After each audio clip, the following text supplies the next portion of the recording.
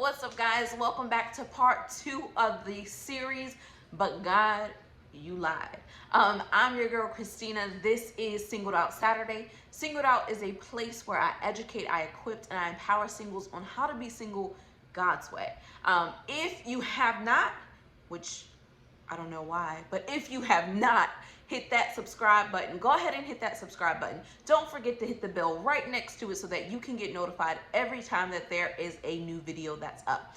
If this is your first time to the channel, welcome to the Singled Out family. This is a place of judgment-free peace, and this is a community of love, of just to empower singles. So that's what Singled Out is all about. If this is your first time checking out a video, you might want to go check out the video from last week. I am talking about the time that I was left feeling like God had lied to me. I'm talking about the time when I had to walk through being disappointed with God.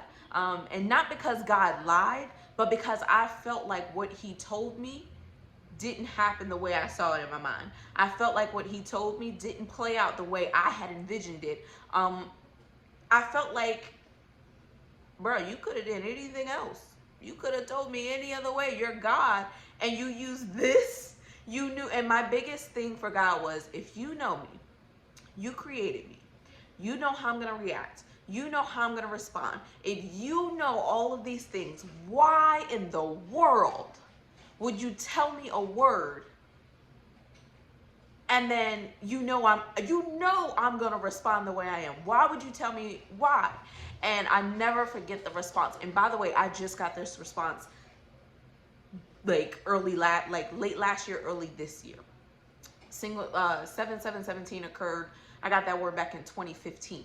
It's 2020. I'm just now discovering these answers to some of these questions that I had, but I never forget it. The Spirit of the Lord spoke to me, and he said, had I told you anything other, you would not have been in the position to help others. You wouldn't have been in the position to go to counseling. You wouldn't have been in the position to heal. You wouldn't have been in a place to see yourself as you were so that you can be who I need you to be. Now, I'm going to be frank. The Holy Spirit and I have a pretty candid conversation, and I feel like I should probably say what I'm thinking, because if you know my thoughts, then there's no point in not saying it. I was really selfish, because I was like, I don't care about them. Like, you played me so that other people can see faith, and I still didn't get what you told me? No. And so sometimes we still have a little bit of that battle, but now I'm in a place where I'm confident that what God says will happen. And not because it has happened yet, but because I know that it has to. So last week we talked about me trying to help God. God gave me a word. I attempted to help him. Obviously, we all know that's a bad idea, but I still do it. I'm that person where God says, hey, let me take care of your dating life, and he's like, don't take control. I'm like, okay, don't take control. And then we stop talking. I'm like, I gotta take control. That is me. I am that person. And so because of that, I have caused myself a lot of headache, a lot of heartache, and it's been a very long journey. But I am so thankful. And so again, last week we talked about my first relationship after I got the word from God, the promise I call it, and that was my first attempt at trying to help God help me. And so it gets worse with each relationship, which is crazy because you would think I would learn. I'm hard-headed, y'all. Apparently, I'm hard-headed.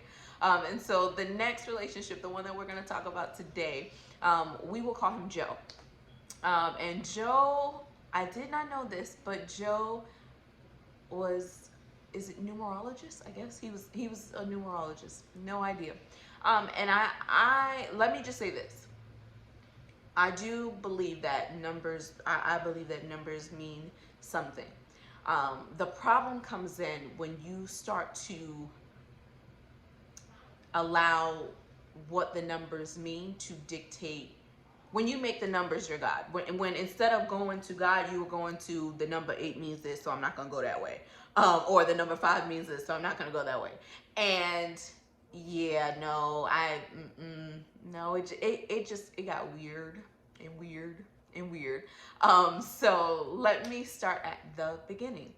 I actually met Joe through a mutual friend. We went to dinner. I think we went to like some $3 cafe or something. Yeah, I give it transparent. I'm gonna just be all the way honest. I knew Joe was the one because he prayed over his food, guys. That was so spiritual. I had never really seen a guy stop and pray over his food. It had been so rare. So I was like, he must have a connection with God. This is a sign. God, I was so I yeah, so I decided, all right, this is gonna be my husband. All because he prayed over his food. Wow. And so we exchanged numbers. We actually started to hang out, and I called Joe this Joe was just as crazy as I am. Because I told him what the promise was. I was like, listen, I got this promise from God. I know I'm supposed to be married and I don't have time to waste, yada yada. And he started to conclude his own reasons as to why he was my husband. And hey, it worked for me because I was gonna be married by the next time. Um, and then I thank God for the Holy Spirit because I begin to have like no peace. And I say I thank God for the Holy Spirit because had I not had that gut feeling like something is not right, I would be married to Joe today. Like, so I thank God that he did not let me go too far in his trying to help, like in my trying to help him. But I'm glad he stopped me when he did. So to backtrack, Joe and I met through a mutual friend. We began to hang out, exchange numbers. He was just as crazy as me because he was on board with being my husband.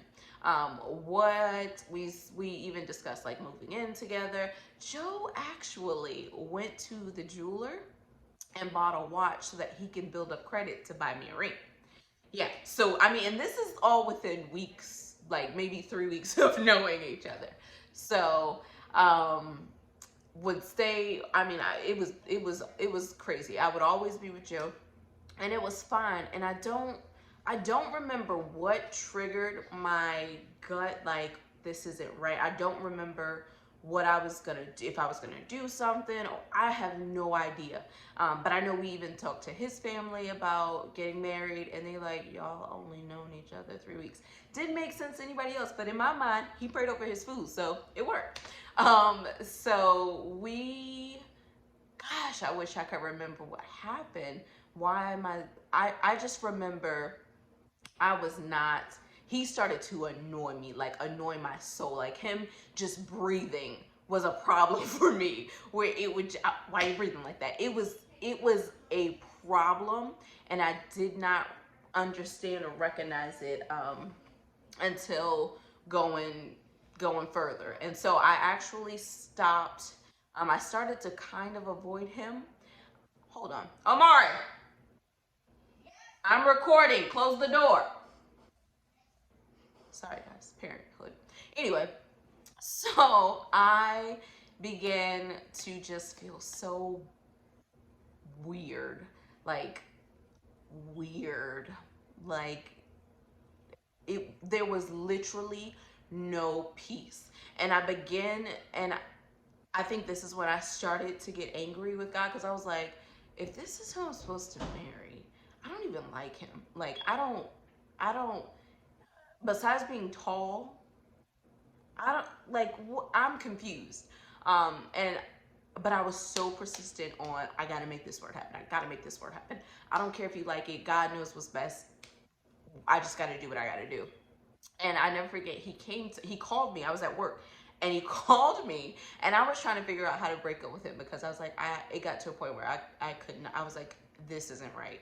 Like, I know I know sometimes I be tripping. I know sometimes that I will push things to its limit, but this is not right. And I never forget it. I was at work looking out the window, imagining ways I could break up with him. And he texted me, and he said, "Hey, I need to go on a fast, and I don't, we can't talk while I'm on my fast. And my response was great. I was gonna say I think we should see other people too. Even I didn't even care. I just was like, this is my way out. So I was, and he was like, dang. So I literally after that moment, that gut feeling of I have no peace was gone. I remember I called my friend Jocelyn, and I was like, I feel like a weight's been taken off of me. And I literally felt light after that. And I was like, whew, Jesus, I touched a bullet. And not to say that there was anything wrong with Joe, just Joe wasn't for me. And again, I think I was just crazy enough to go through with it that the Holy Spirit had to intervene and was like, hold on, she's going way too far. And so I got that. So when you do not have peace in a situation, that when you're like, my gut is telling me, go with that. That has saved me so many times. That has saved me so many times. And so that was not the end of Joe though. So I am walking around feeling free, light as light. What did they say? Light as a feather. I was feeling free as a bird. I was like, whoo, dodged a bullet, good. And I think a week had passed, and my mom and I were at one of her friend's house, and my sister calls me, and she's at the house watching my son, and she's like, Joe here. And I said, what? She goes, yeah, and he's acting a little weird. So now I'm like, why are you here? Like, what? And so one, I'm pissed because you just popped up at my house. That, no, no, no, no, no. Two, I'm pissed because I thought I got rid of you. And three, I'm pissed because now this situation is not resolved, and I have to face you and tell you that I was wrong, and that what I heard God say did not really include you. And so it was a little bit of it was a tough situation. And so I talked to him on the phone, and I was not nice at all. And looking back, I probably should have been nice, but I was not nice because I really did not want any parts of the relationship, of the situationship, of I didn't want anything. I wanted to be free because this just did not feel right to me.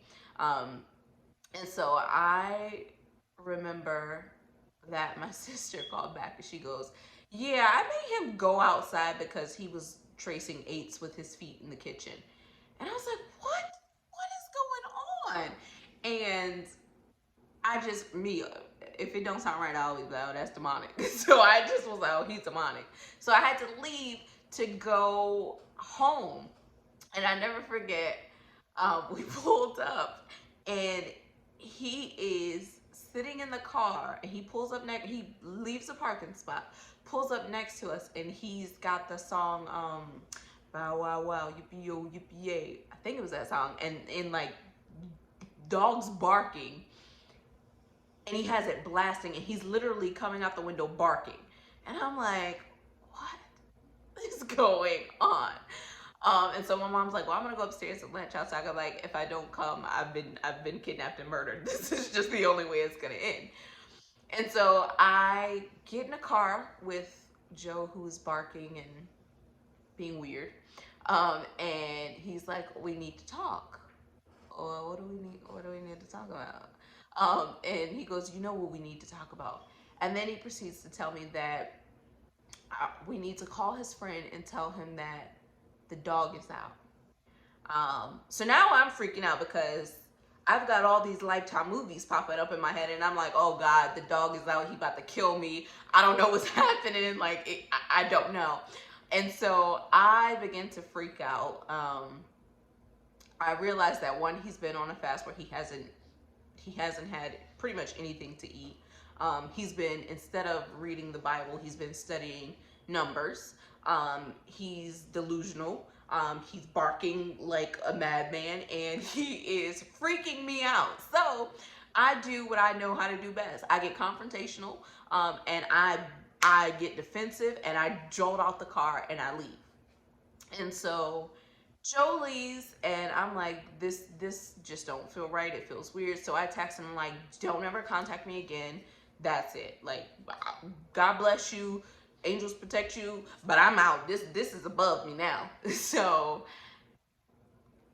I think a week later, I am at my son's basketball game and I get a text from Joe.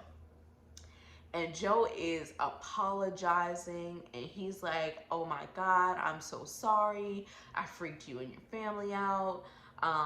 And Joe begins to tell me what happened after he left my house. And he tells me that he went to go head to the friend's house that we needed to call to tell him that the dog was out. And he got lost and ended up in Gainesville. Now, Gainesville from where I stay is about 2, maybe 3 hours. And he was only supposed to be going 15 minutes. Don't know how he went 2, 3 hours, but he ended up in Gainesville.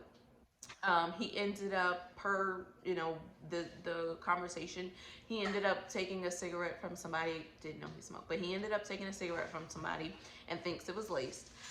And he ended up crashing his car, um, into a ditch, taking his clothes off, leaving the car, walking around in Gainesville. And if I'm not mistaken, he went to 3 places with no clothes on. He went to Waffle House, which, I mean, I'm sure that's not a shocker. They probably just asked him if he wanted a waffle. But he went to a hotel, and then he went to QT looking for help. Well, needless to say, Joe got arrested. He got drug tested. And I guess something, I don't even know what really happened with that. But I know that I was like, oh, that ain't it. Like, this is not it. And to think this is who I was gonna marry? What? So now I go from having a decent guy who I could see myself marrying, but he ended up being a runner. I end up with Joe, who my spirit is just like, no, this is not what I have for you. And I'm glad to say now Joe he's great. He's married. He's wonderful from what I hear, and he is living his best life. And so I am glad that things work out for him. But after that relationship, I begin to get antsy. I begin to get worried because now we're approaching this date that I think is supposed to be my wedding day, and I still don't got no man. I don't have a fiance, a friend, or a foe. I'm stuck. So I don't know what I'm supposed to do. And again, resting in God was not the first thing that popped in my mind. That's not even an option because we got a promise to make come to pass. And I'm the only one working, God. What are we gonna do? And so this Joe was actually the last relationship before the deadline. And I remember my friend, I have the best friends in the world.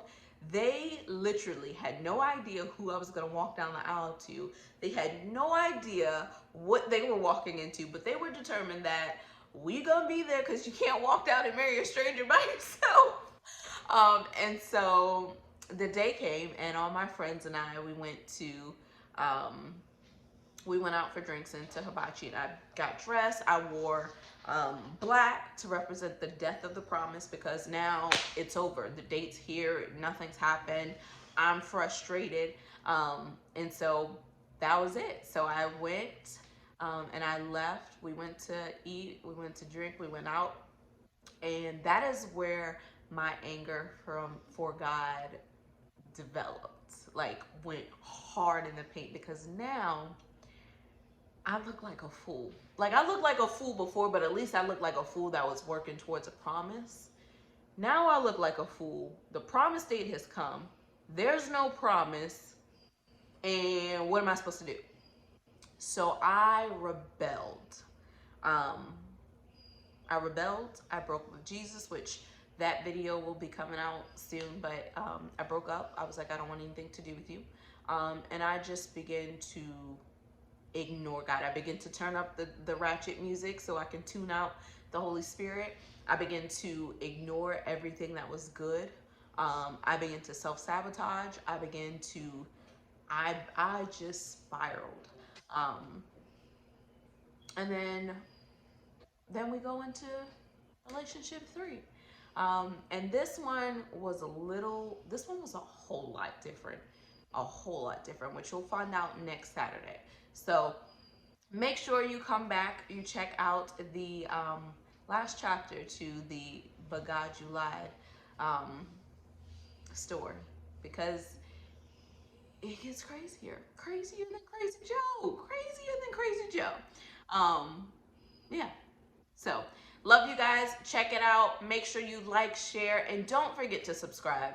Subscribe to this page. Send this video to somebody that you know who is struggling with being single. Send this to them if they are trying to help God find the person that they need to be with. Encourage them. Love you guys.